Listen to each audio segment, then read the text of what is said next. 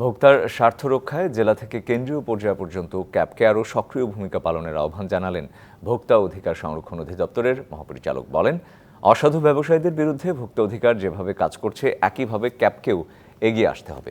শনিবার রাজধানীর কারওয়ান বাজারে টিসিবি ভবনে ক্যাবের জেলা ও উপজেলা প্রতিনিধি সম্মেলনে এ আহ্বান জানান তিনি।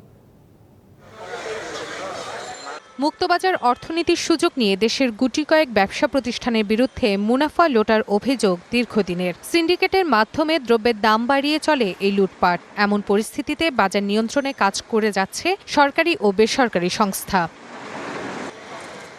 এর অংশ হিসেবে শনিবার টিসিবি কার্যালয়ে ক্যাবের জেলা ও উপজেলা প্রতিনিধি সম্মেলন ও ভোক্তা অধিকার শক্তিশালীকরণ সেমিনারের আয়োজন করে consumer association of Bangladesh cab. সেমিনারে স্থানীয় পর্যায়ের ক্যাব সদস্যরা অনিয়ম রোধে সরকারি সহায়তা দাবি করেন। সোচ্চার হব, খুব বেশি সোচ্চার হওয়ার সুযোগ নাই, আমাদের তো স্যার ম্যাজিস্ট্রেসি পাওয়ার নাই। নিরাপদ খাদ্য, বিএসটিআই, ভোক্তা অধিদপ্তর, কৃষি বিপণন, এই চারটা দপ্তরকে যদি একটি ছাতার নিচে আনা যায় তাহলে আমাদের কনজিউমার রাইটস নিয়ে আমরা যে ওয়ালটন ফ্রিজ কিনে অনেকের মতো আপনিও হয়ে যেতে পারেন মিলেনিয়াল।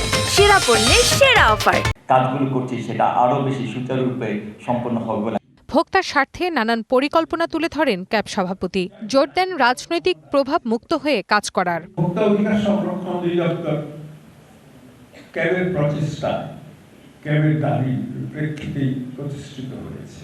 ভোক্তা অধিকার আইন প্রণীত হয়েছে। তাদের সাথে আমাদের কাঁধে কাঁধ মিলিয়ে কাজ করতে হবে। আর ভোক্তা অধিকারের মহাপরিচালক প্রশ্ন তোলেন ক্যাবের কার্যক্রম নিয়ে। ক্যাব এখনো ওই অর্থে সংগঠিত না, ওই অর্থে মানে জনগণকে সাথে নিয়ে যে বিষয়টি, যে অনিয়ম আছে এবং প্রতিটা ধাপে ধাপে যে অনিয়ম আছে, সেই অর্থে কিন্তু আমি বলবো না যে আপনারা যথেষ্ট সংগঠিত। ভোক্তা অধিকার সম্পর্কে সচেতনতা বাড়াতে শিক্ষা প্রতিষ্ঠানগুলোতে ক্যাবের কার্যক্রম বাড়ানোর দাবি ওঠে সেমিনারে। বাজেট আরো বাড়িয়ে দেওয়ার জন্য আমরা চিন্তা করেছিলাম।